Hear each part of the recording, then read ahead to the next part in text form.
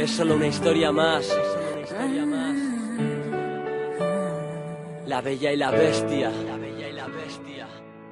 Ella era bella, frágil como una rosa. Él era una bestia, esclavo de sus impulsos. Único el día que les ataron esposas. Ya no eran niños, crecieron, se hicieron adultos juntos. Todo marchaba bien, no eso pareció en su primera luna de miel. Juró serle de por vida fiel.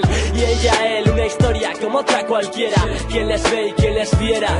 Pero el tiempo pasa y las relaciones se agotan. Se cansan, ella ni lo nota porque está ciega.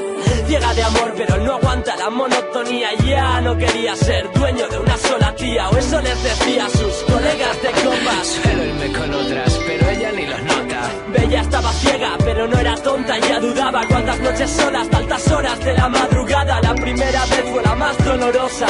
Te regaló una infidelidad por cada rosa. Y es que el perdón será tu debilidad. Pero lo que pasa una vez siempre sucede una vez más.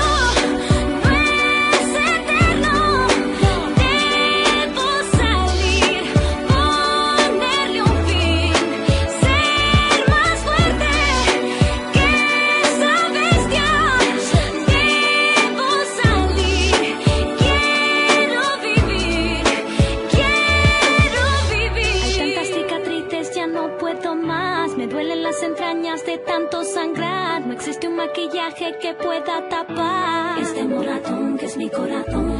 Ya no sé cuánto tiempo más podré aguantar. Ya no me quedan lágrimas para llorar. El peso de estos años me dobla la edad. En cada rincón hubo un defecto. Dime que esto no ha pasado. Tú dime que el barrio... Desde el 2003 hasta la actualidad han sido asesinadas 1.114 mujeres.